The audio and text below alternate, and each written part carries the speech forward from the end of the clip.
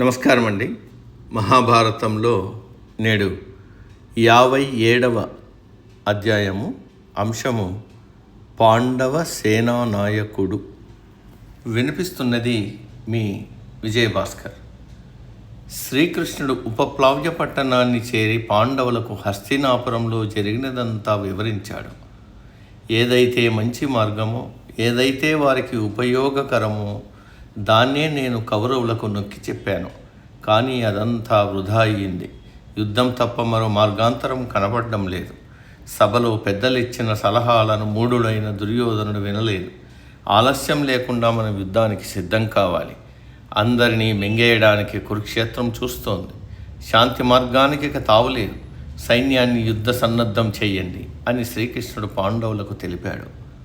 వారు 7 అక్షౌహిణీల సైన్యాన్ని ఆయుత్తం చేశారు.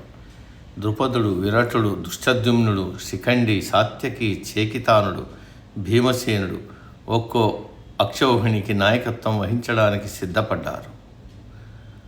ముఖ్య సేనా నాయకత్వం ఎవరికి ఇవ్వాలనే అంశం చర్చనీయాంశమైంది. చిన్నవాడైన సహదేవుణ్ణి ఉద్దేశించి యుధిష్ఠిరుడు ఈ 7గురిలో ఒకరిని సేనానాయకుడిగా ఎన్నుకోవాల్సి ఉంది. అతడు ఎలాంటి వాడై ఉండాలంటే శత్రువును భస్మం చేయగల, భీష్ముని ఎదిరించి నిలవగలిగే వాడై ఉండాలి. సందర్భానుసారంగా సైన్యాన్ని మళ్లించడానికి అవసరమైన దారులన్నీ తెలిసి ఉండాలి. ఈ 7గురు మహనీయుల్లో ఉత్తమమైన వాడెవరో నీవు సూచించు అని అడిగాడు.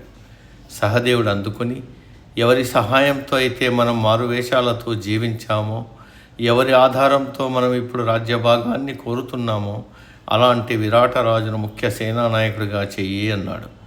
నకులుడు అందుకుని, వయస్సు, బుద్ధిబలం, వంశఘనత, బలాల్లో ద్రుపదుడు అందరినీ మించినవాడు కనుక ఆయన్ను ముఖ్య సేనానాయకుడిగా చెయ్యన్నాడు.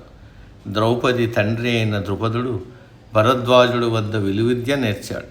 అతడెప్పుడూ ద్రోణుడికి ఎదురుగా యుద్ధం చేయాలని అభిలషిస్తుండేవాడు. రాజులందరి చేత మన్ననలు పొందినవాడు. తన కుమారుల మాదిరిగా మనకు ఉత్సాహం ఇస్తున్నాడు కనుక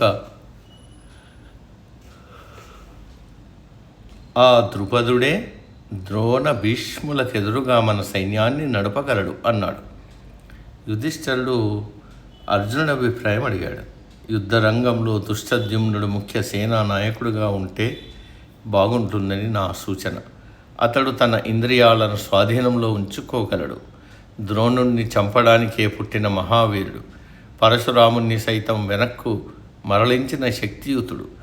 భీష్ముడి బాణాలను ఎదుర్కొని యుద్ధం చేయగలవాడు దుష్టద్యుమ్నుడొక్కడే కనుక అతడినే సేవానాయకుణ్ణి చేయడం సబబు అన్నాడు. దీన్ని సమర్థించాడు భీమసేనుడు. ఓ రాజా, అర్జునుడు చెప్పింది నిజం. కానీ శిఖండి జన్మించింది కేవలం భీష్ముడిని చంపడానికే. ఆ శిఖండి ముఖ తేజస్సు పరశురాముడి ముఖ తేజస్సు మాదిరిగా ఉన్నది. మనలో ఎవ్వరూ కూడా భీష్ముడిని ఓడించలేరు కనుక శిఖండిని ముఖ్య సేనానాయకుడిగా ఎన్నుకుంటే బాగుంటుందన్న ఉద్దేశం అన్నాడు భీముడు. చివరికి యుధిష్ఠిరుడు శ్రీకృష్ణుడి అభిప్రాయం అడిగాడు. ఇప్పుడు ప్రస్తావించిన యోధులందరూ ముఖ్య సేనానాయకుడిగా ఎంపిక చేయడానికి తగినవారే. వారిలో ఎవరైనా కౌరవులు భయపడతారు.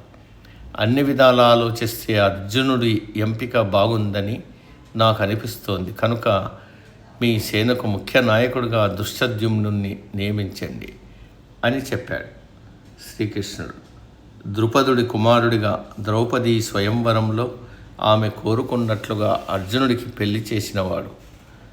దుర్యోధనుడి సభలో ద్రౌపది అనుభవించిన అవమానాన్ని, విషాదాన్ని ఆలోచిస్తూ అందుకు ప్రతీకార సమయం కోసం నిరీక్షిస్తున్న దుష్టద్యుమ్నున్నే పాండవులు ముఖ్య సేనానాయకుడిగా అభిషేకించారు. వీరుల సింహగర్జనలు, శంఖారావాలు, ఏనుగుల ఘీంకారావాలు అన్ని దిశల నుంచి మోగై యథోచితంగా చప్పట్లు ఆకాశాన్ని ధ్వనింపజేసే శబ్దాలతో యుద్ధ పరికరాలు ధరించి పాండవ సేనలు కురుక్షేత్రంలో ప్రవేశించాయి. సమాప్తం. సర్వే జన సుఖినో భవంతు.